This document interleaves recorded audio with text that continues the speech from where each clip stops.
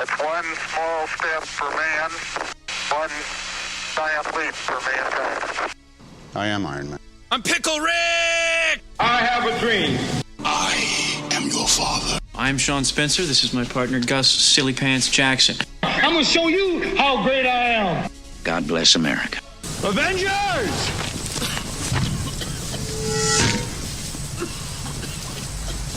Assemble. That's life. That's life. That's what all the people say.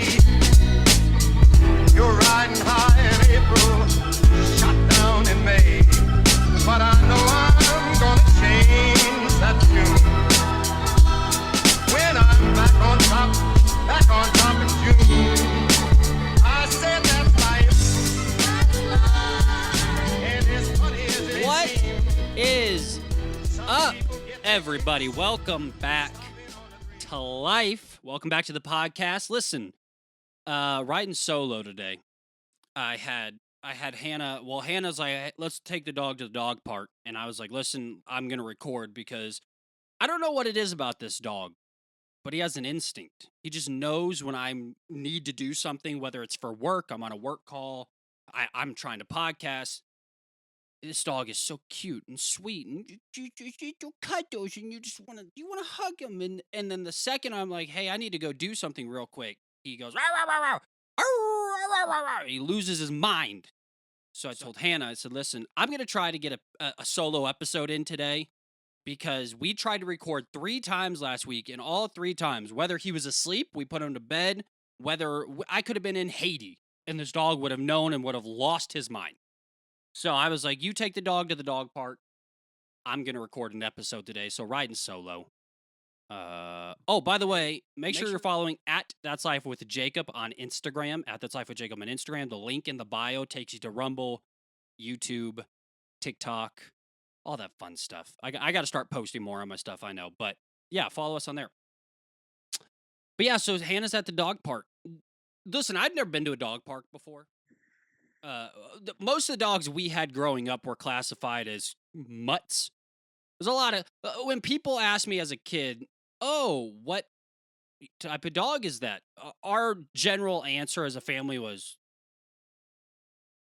that was it. We just shrugged our shoulders. I don't know. Is a mutt. We bought him for $7, which left us enough money to go get ice cream after we picked up this question mark of an animal. It could be part wolf. We don't know. It could be part wolf, part deer, part Labrador. Everything's got part Labrador in it nowadays. I don't know. That was our family's dogs growing up. I don't know. And so it's funny. You go to these dog parks and everybody's got this is a Shih Tzu that was flown directly from Germany and was trained in the army. I don't know. Everybody's got some fancy dog.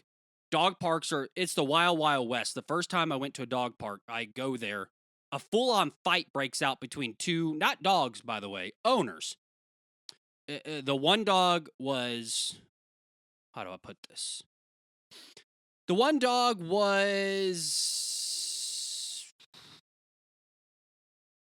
trying to take over territory, by force, I guess is the best way to put it. And so he was not letting, he was back alleying this other dog, which, it happens. They're animals. And then the one owner of the dog that was getting dominated just full on dropped his leash and the ball and started fighting another grown man. So that happened at my first ever encounter at a dog park. So I just grabbed my little 7-pound dog and I was like, maybe we should go over here. People will also just grab your dog because they think it's cute, which, here's all I'm saying. If I went to the playground and grabbed your kid because I thought it was cute, I'd be in prison. So where's the line with puppies, all right? My dog is not I'm going to grab him and walk around this dog park with him because I think he's cute. Evidently, everybody does so. And I didn't think I'd ever be crazy dog owner guy. And I'm not really. Like, Hannah's the one putting him in sweaters and telling me that he knows when she's sad, so he, helps paint her nails or whatever. But I didn't think I'd be crazy dog guy until a grown adult man came and picked up my dog without asking. He was like, he's just cute. I want to hold him. and you have to the urge to not stab this guy in the throat with the closest sharp object. I was like, "What do you don't tell? What did I say? You could touch my dog?" He's like, "Well, it's cute." I'm like, "You're right. It is. Put it down." Hey, if we were at a park right now and this was your daughter, I'd be in prison. So don't touch my dog, because that's the closest thing I have to a kid. That's besides the point. Anyways, dog parks are the wild, wild west. We had a lady, and this is 100% true story. I don't, a lot of people think I make up a lot of my stories. And here's the sad part. I don't know if it's just me. I find myself 3 or 4 times a day, couple times a week, looking around like, why am I involved in this insane conversation right now? I don't know what it is about this face. But everybody, whether it's the line at Kroger or, a court hearing, it doesn't matter. Everybody looks at me and they're just like, that guy needs to be talked to immediately.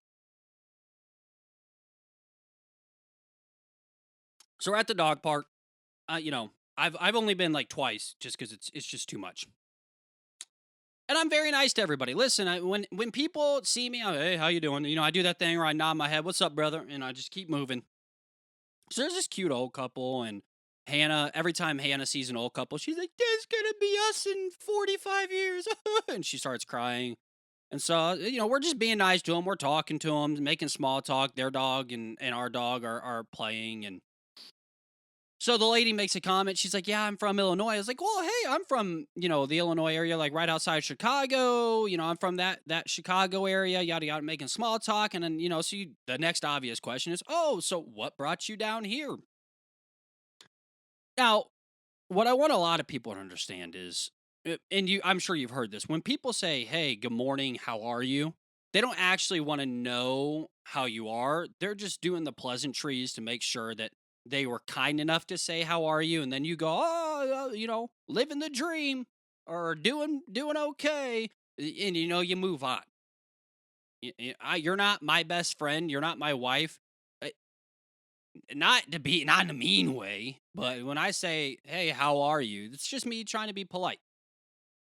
So it's same kind of conversation. "Oh, what brought you down this way?" It's, "Oh, what brought you down this way?" And typically people are like, "The weather, because it's, who wants to live in snow and ice 90% of the year?" And I go, yeah, I get it. And then we move on. You and your husband take your fluffy dog and go that way. I go this way. It was a simple, kind, sweet conversation. But no. I asked that question. "Hey, how are you? What brought you down this way?" Or, I was like, "Hey, how are you? Nice small talk. I'm from Chicago." "Oh, I'm from Chicago too. Yeah. What brought you down here?" And she goes, "Well, let me tell you." And the second someone says, "Let me tell you," there's a visceral, it's just like, anger. It floods my soul. And I just imagine punching them repeatedly, because I'm like, why am I in this conversation now? Because it's awkward, number one, because there's a ton of other people around us. Now we're just in the middle having like a heart to heart. And she goes, "Well, let me tell you." Go ahead. Can't wait. Please do tell.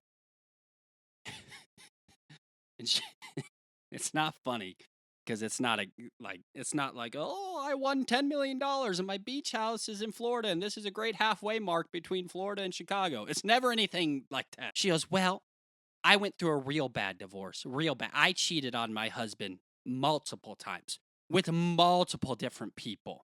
And it didn't even, men, women, it didn't matter. I was just cheating to cheat. I'm out. What are we doing? Hey. Do I look like I have a clipboard? Do I look like I'm writing this down to repeat in our therapy session next week? No. So keep your sins to yourself. Hey. You could just say cheating. You also didn't have to add multiple people. She was just like, basically everybody in the town She kept calling it the town. I'm like, what in the 1850s are we talking about the town? So she's like, I was cheating on my husband with everybody. And the reverend at church found out. Do you think God told him? Do you think God said something? Maybe God did. Maybe God was like, hey, the town is being corrupted. You know? And I go, don't do that again. What do you want me to say? What are you wanting me to say to this? So she goes, I cheated on with everybody. I go, And then she goes, and then I went home. And after I gotten caught and my husband's gone and I have no more kids in my house because they all aren't speaking to me. And I go, are you sure that these are your kids? Are you sure? I don't know. Are you sure that they belong to never mind. I'm not going to go. I go,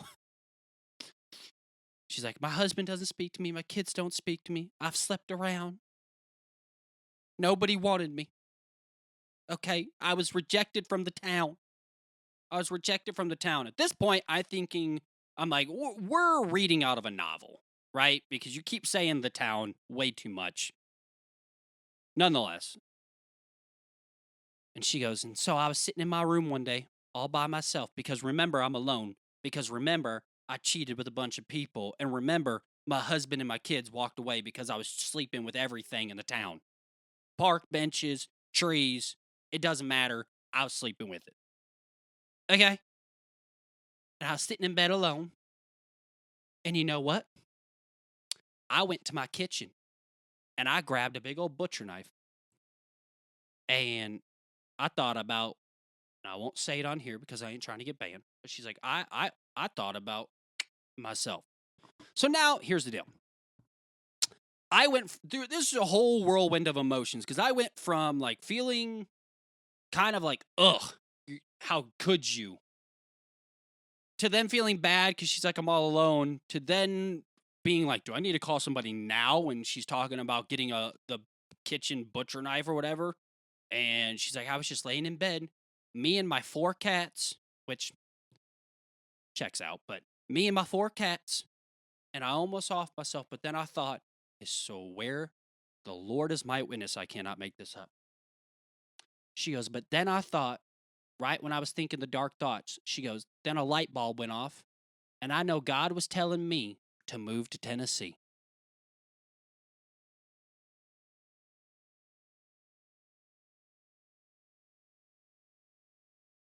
Okay.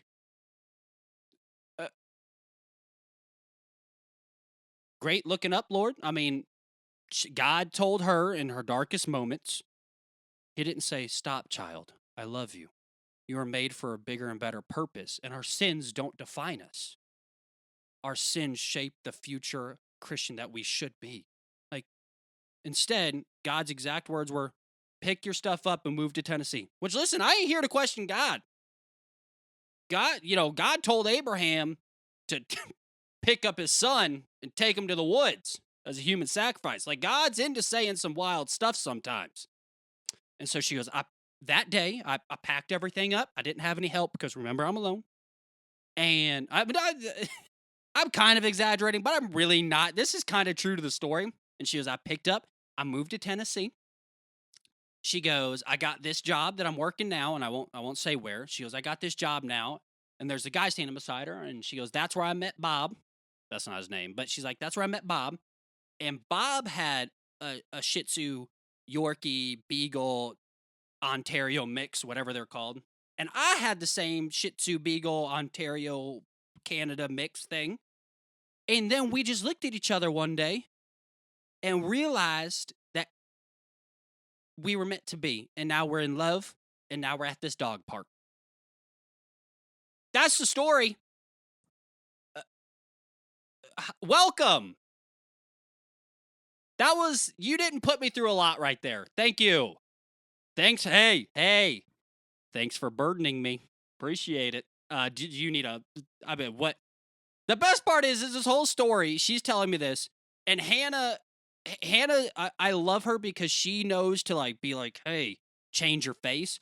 I don't have the tell me more. I don't have this face. Tell me more. Oh, I'm so sorry. I just don't.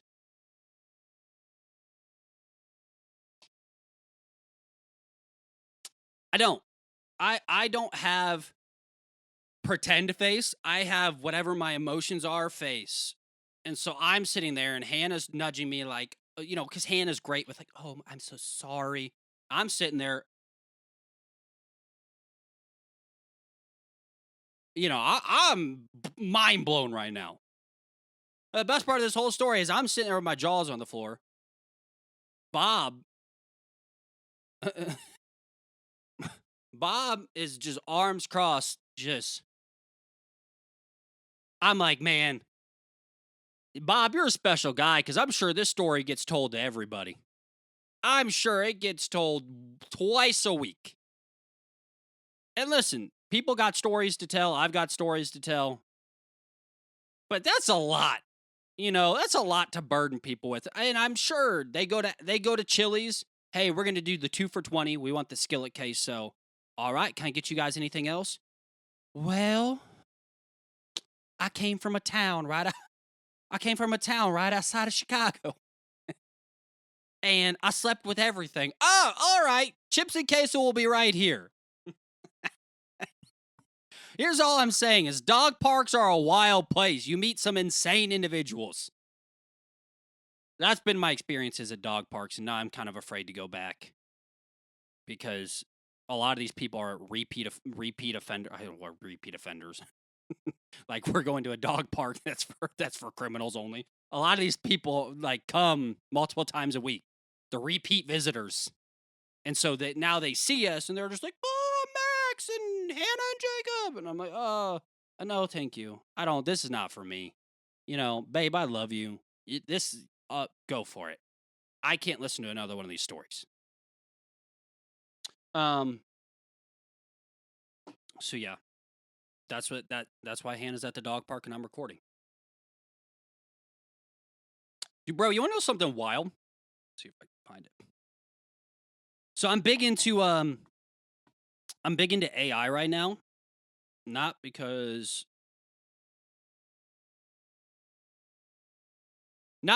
I don't know that I'm necessarily leaning in the Terminator, they're going to take over, the machines are here category yet. But here's all I'm saying is there's some crazy stuff going on right now. I've never dove into this world. My wife is all about it. I don't understand what Chat GPT is, what it does. I know you can tell it to do stuff and it does it. I saw somebody on TikTok, which I don't know if they should be proud of this, but they told Chat GPT to write a eulogy for their father who passed. And it's creepy because they'll just, Dad died, sad, my name's Kelly, his name's Bill, click. And then it's just like, hi, I'm Kelly. Billy was the greatest dad of all time. We used to sit outside and he would push me on the swing and we would both go, ha, ha, ha, ha. Like that's what ChatGPT does. It's nuts. I don't get AI, but it's weird. It's wild. They're putting it into real robot looking things now. Have you seen it was in Japan. Was it in Japan? Hang on.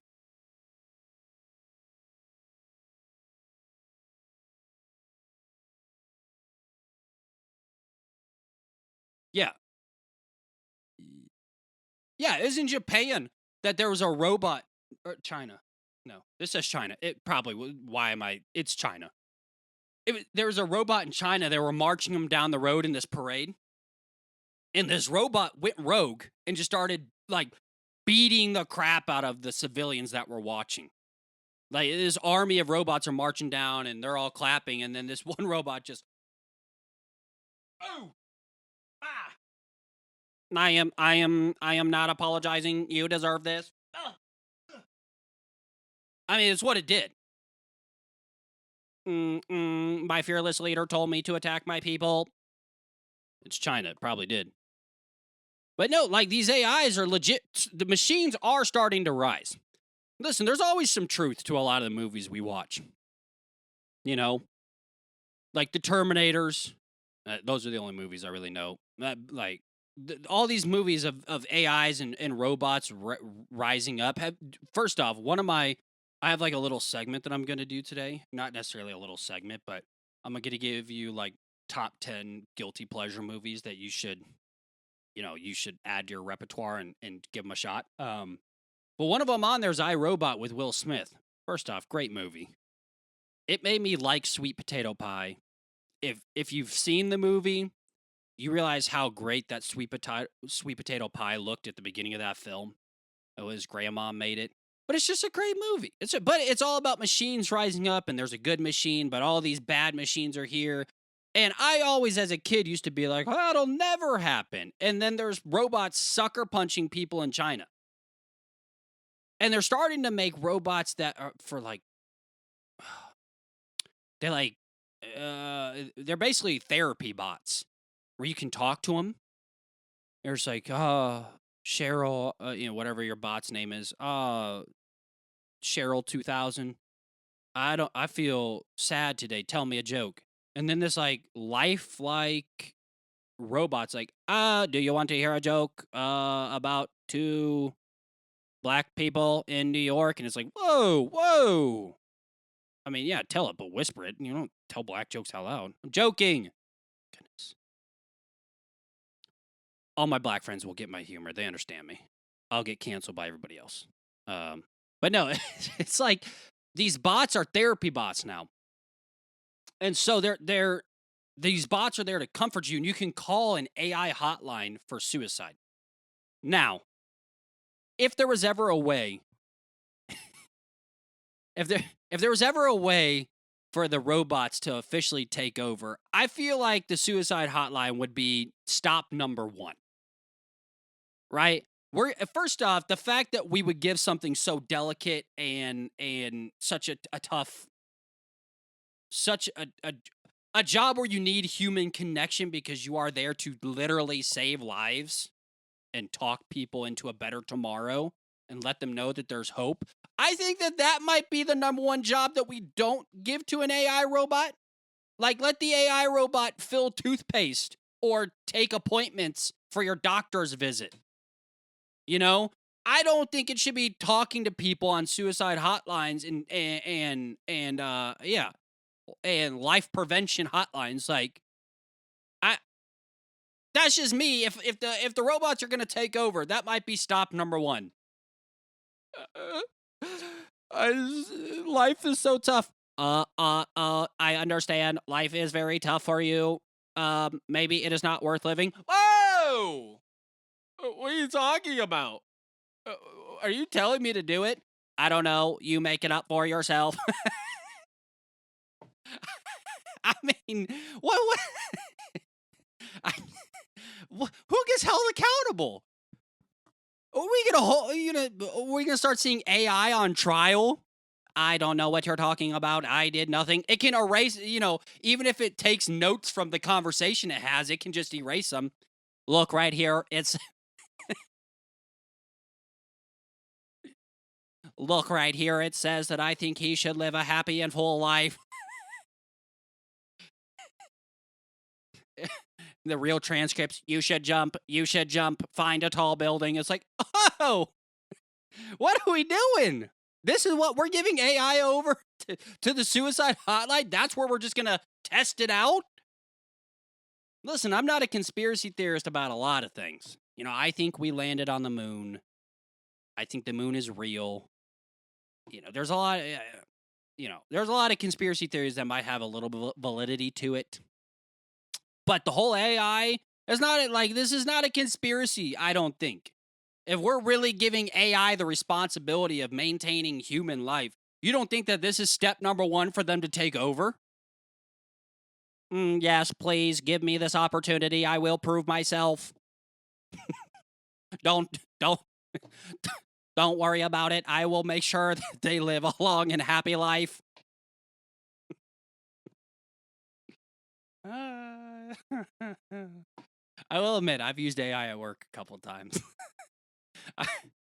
I just now got into it over like the last week and a half. And I was like, man, I got to write a strongly worded email, but not in the way I want to write it. Because if I want to write it, I'm like, you're the stupidest person I've ever met. Nobody loves you. Your wife's only pretending because of the kids or whatever. I'm in a dark mood today. I'm sorry. I got dark humor today. I'm so sorry. I love you. I love God. I love everybody. I'm in one of those moods.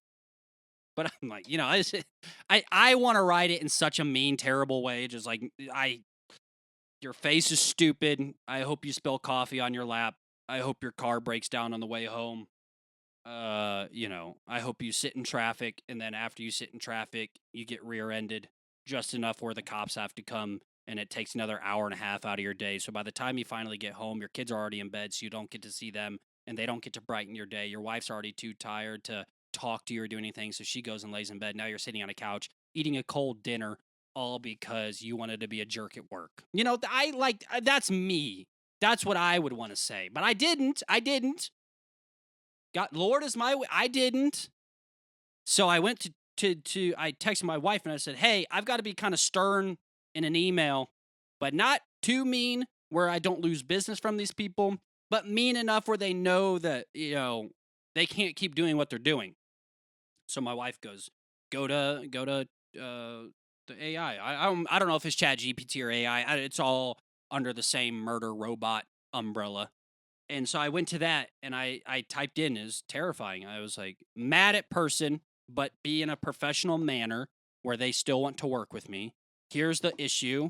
Formulate. And it wrote a beautiful email. It did. My bosses are like, you spent a lot of time on this. And I was like, I don't know what you're talking about. I was like, man, I'm a hard worker, man. What are you talking about? I was up all night. I was terrified about what to say,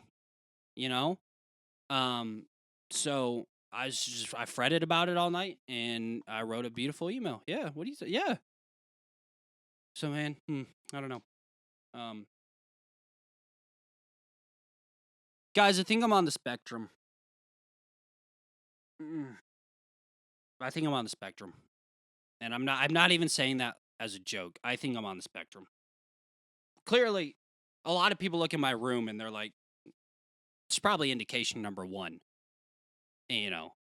But here's why I think I'm a tad on the spectrum. Everybody's a little on the spectrum, if we're being honest. Everybody's got their quirks, which technically is a part of a spectrum. And this genuinely, I'm in no way putting down anybody on the spectrum or anything like that, right? I'm just saying I might not be as far off as I thought from the spectrum. And here's how I know. So we're big WWE fans in this household. I like the WWE. It's fun. It's a great time. It's an amazing live event if you've never been. I grew up watching it. My dad loved it and got to meet a bunch of the wrestlers all growing up. And, my brother-in-law is a big WWE fan. Me and my brother are big WWE fans. So, needless to say, when the Elimination Chamber and SummerSlam and all these silly events come on, and everybody on the outside that isn't in this world is like, oh, that's probably a pretty big indicator that you're close to the spectrum. You're not far off. Listen, I'm a couple. No, I can't say that joke. No, I can't say that. Moving on. Anyways. So, I realized that I might be a tad on the spectrum side. Is I'm watching the Elimination Chamber, and if you don't know what I'm talking about, I'm so sorry. The Elimination Chamber is 4 wrestlers are in corners in like cages. 2 wrestlers start fighting, and then every so often a gate opens and another wrestler comes in, and it's just wrestle mayhem. Anyways, I'm watching this, and it's John Cena's farewell tour. This is John Cena's last year wrestling. He is my favorite wrestler of all time. So I'm watching all the WWE stuff just because I love John Cena so much. So I'm watching it. And there was a moment. You ever have a moment in time where everything kind of freezes and you self-evaluate? And a lot of times it's when you're angry. You kind of freeze in the moment and you have this inner thought, this inner feeling, this inner moment to yourself where you're like, whoa, I am being really mean right now. I need to stop what I'm doing. This is not right. We all have these moments.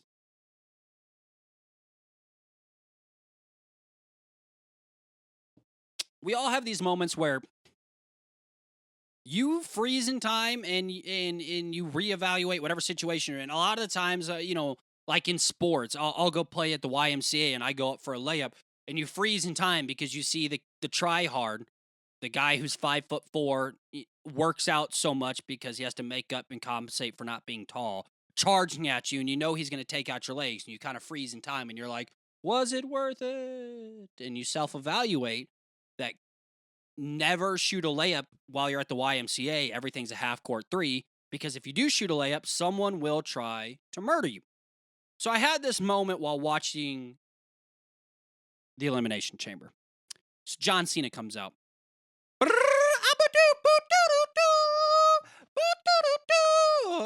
His song's going off. And I don't know when it happened. But I'm up in the center of my living room. My wife's on the couch holding the dog. I'm in the center of my living room going, time is up, time is now. You can't see me, but time is now. And I'm tearing up. I'm not joking. I'm tearing up because this is the last Elimination Chamber of John Cena's wrestling career. Not that John Cena's dying of anything. He's just no longer fake wrestling or pre-planned wrestling, as we like to say it in the industry. I'm tearing up. I'm like, this is the last Elimination Chamber. I'm turning around to my wife. And then, I'm in the match like I'm watching a football game. I'm like, come on, get him. Get him with the elbow. I look like a psychopath. And at the end of it, there's this whole big turn, and John Cena, who is this poster boy, he's the American way. He's the American dream.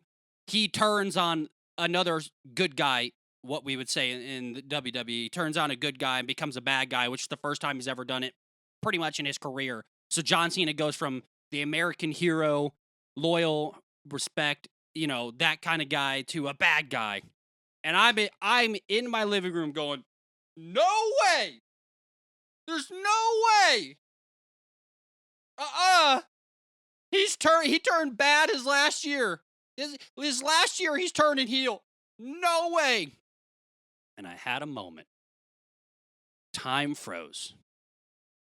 I see my wife and my dog kind of like curled up, like, why did we... Hannah's like, why did I say yes to this? My dog's like, why did you buy me put me back in my kennel?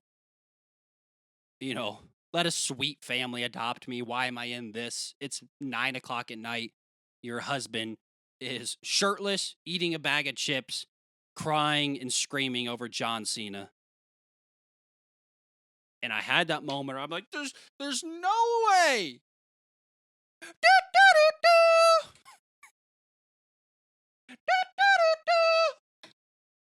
I'm like, and I had that moment where I'm like, I might be on the spectrum, because I'm like, what? I couldn't help it. I gotta lean a little, because the way I was acting was not how normal people react. Normal people are like, oh, that's cool. Oh man, that's an interesting arc. And then you got me.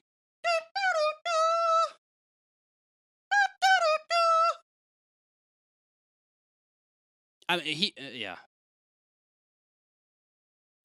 Speaking of Spectrum, bro, I've been watching this new show. Hang on, I'm trying to pull it up. Oh, it's already playing. What's it called? Hang on, bear with me. I'll replay it. Okay. It's called Balin Out Loud. So Balin is a girl who I found her way back on TikTok, like I would say probably right after COVID. And it's this amazing young woman who lives with Tourette's, bad Tourette's. And if you don't know what Tourette's is, It's a muscular and or verbal disease. I think it can manifest in several different ways. We actually have a good family friend that has Tourette's, and it can manifest in several different ways. Some have the physical tics where their body uncontrollably twitches. Some have the verbal tics where they uncontrollably speak and scream and all this other stuff, right? And it's a very sad disease, actually. Our family friend, I'm really trying to get him on the podcast. He's just an incredible person. A crazy story, very well-known magician now, which is crazy. He's got such an incredible story. But, so this is me pressuring him to come on because he needs to share his story. But it's a very difficult disease to live with, and it was not very well diagnosed for a long time. Nobody really knew that this neurological disease, and it's wild. It's crazy. So anyways, I found this girl on TikTok. And it's okay, by the way, it's okay to laugh when they say something funny. It's not okay to make fun. There's a big difference, right?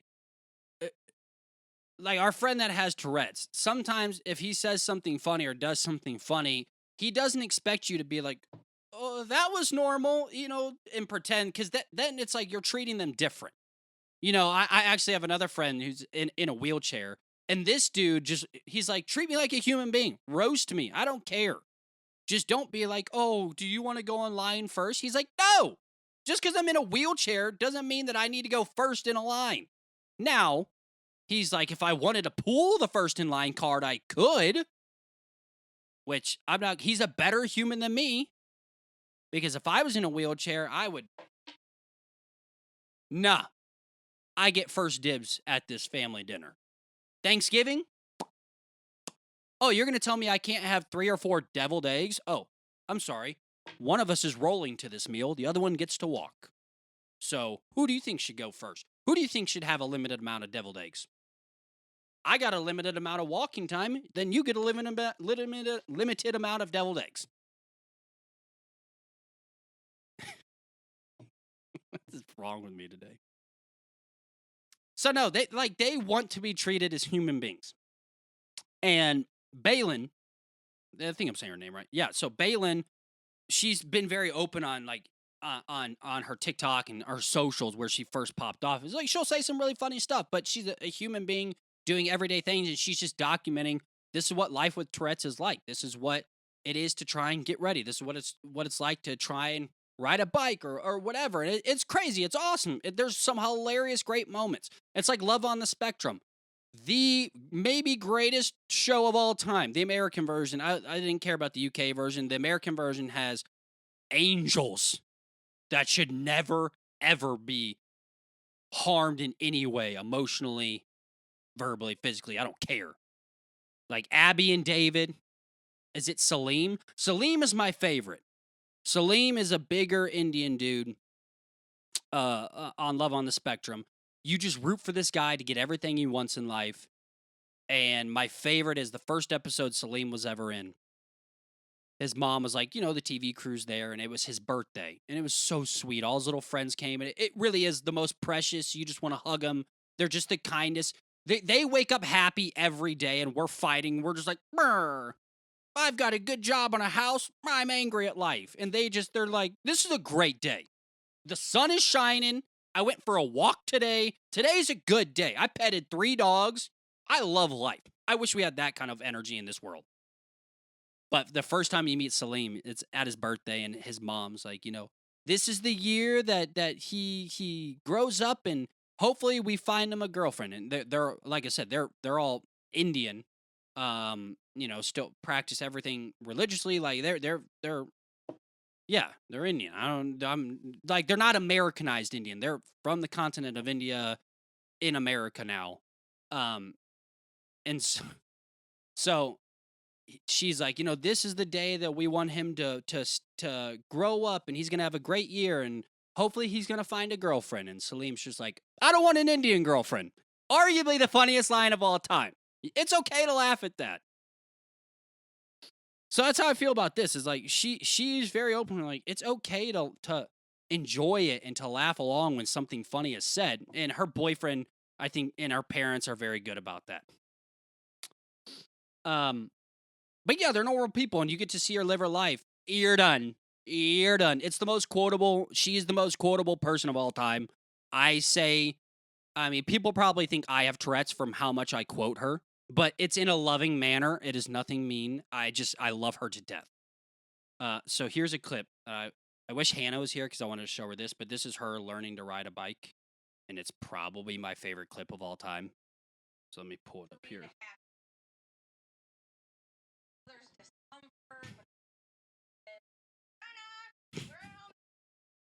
Wear a helmet, stupid! My favorite's the dad. The dad's just, you can tell the dad's just like, oh, this is gonna be long.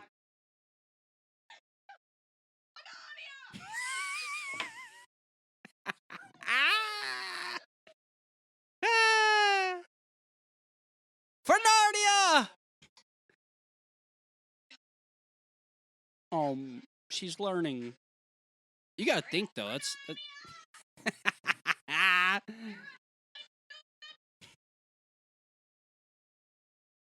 I love how concerned the daddy's is like, you gotta stop taking your hand off, and she's just, for Narnia! Wear a helmet, stupid!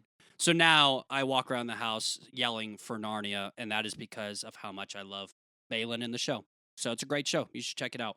I mean, I feel like this episode might be taken down, so make sure you're following That's Life with Jacob, and I'm sure hopefully you can find it on there. Definitely taken down on YouTube.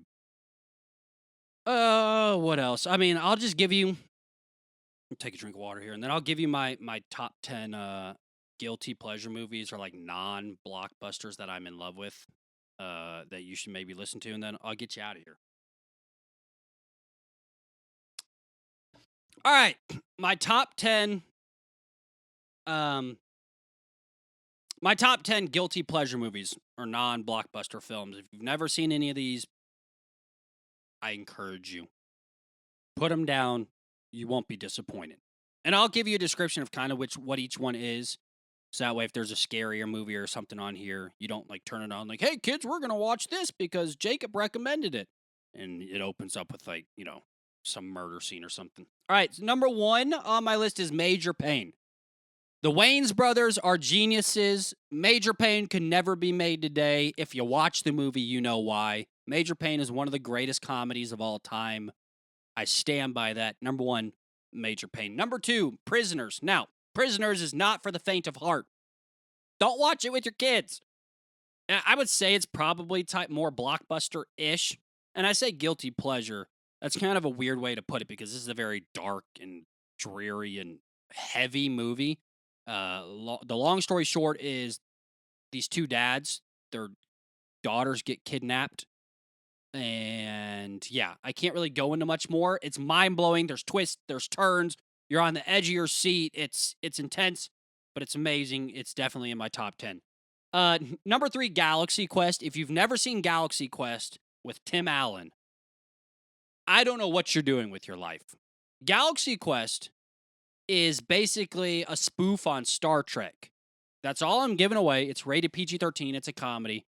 Tony Shalhoub is in it. If you don't know who Tony Shalhoub is, get off my podcast. Don't stop listening.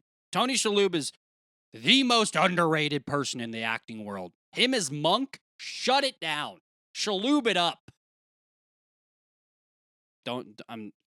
I'm not, that's not going to be a thing. Shalhoub it up. No. Tony Shalhoub is in it. It's great.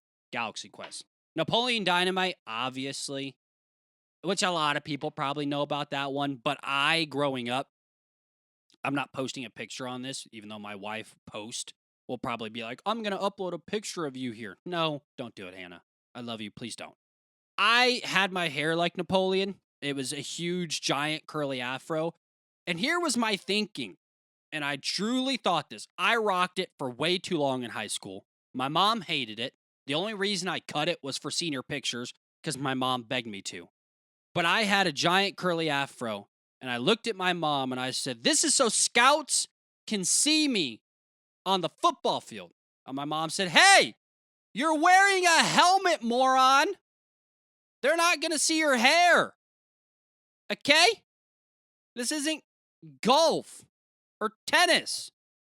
You have a helmet on. Cut your hair. You'll despise the pictures and the memory of it. And looking back on it, how dare you, mother, because I love it. And even if I don't love it, I will go to my grave saying I love it, just because I'm not going to say that you're right. But no, Napoleon Dynamite. I know the entire dance at the end of it. It's just it's a classic. It's beautiful. I modeled my hair after him. It's great. The Ringer. Now, The Ringer is not The Ring. The Ring is a horror movie where a girl comes out of a TV. I don't need those type of nightmares and demons in this household. So I don't get that scary movie crap out of here. You know what I mean? I don't need demons running around because I needed to see what Saw 17 was all about. I'm good. The Ringer, if you don't know what that is, it's about a man who rigs. I don't even know how to put this if they don't know what it is.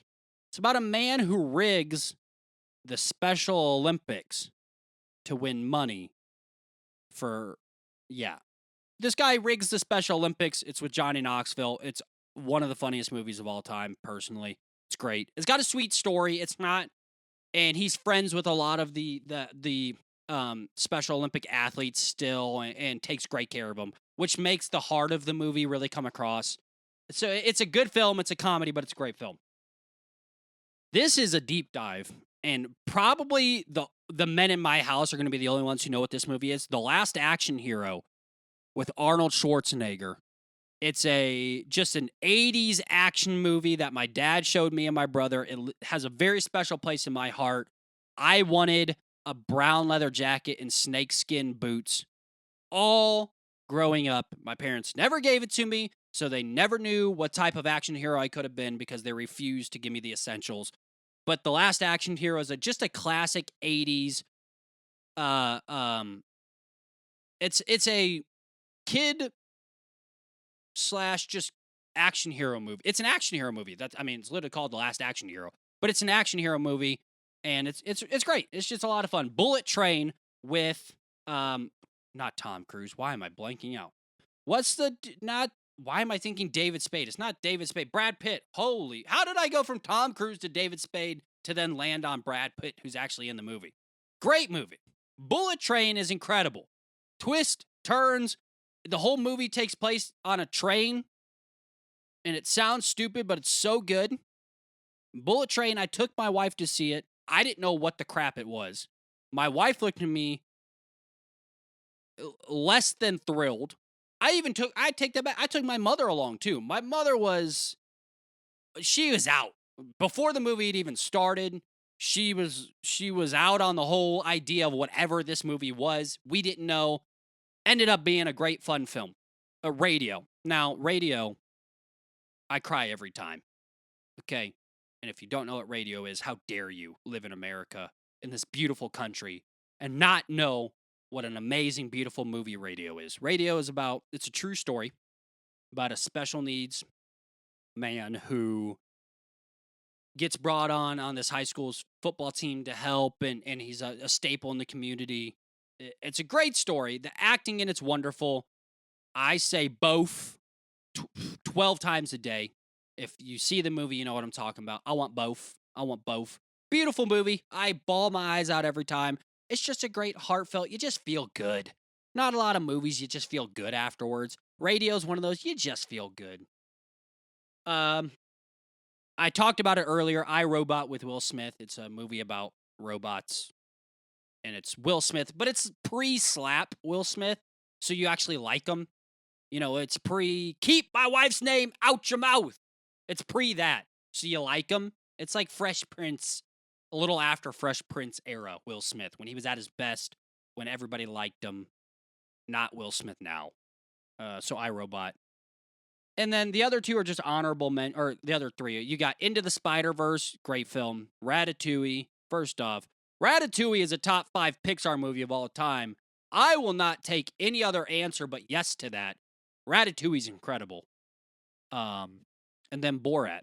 Borat's one of those movies where I don't really endorse the film because there's not the second Borat, but the first Borat. It's one of those where it's not a great film to really watch. It's not uplifting. Yet, is it hilarious? When I was 17, it was hilarious. But I just like, this my wife. Oh, king of the castle, king of the castle. I walk around my house and go, this my wife. I do it in public. It's just got such quotable lines. So those are just kind of honorable mentions. But there you go. That's it. I'm out. Those are my guilty pleasure movies. AI is terrifying. Go watch Balin. I don't know what it's called. Like The Life of Balin, Balin the Great. It's on TLC. That's all I know. Because it's just such an incredible show. Dog parks are weird. I don't know what else to say. I love you guys. I'll see you next time. That's life. That's life. That's what all the people say.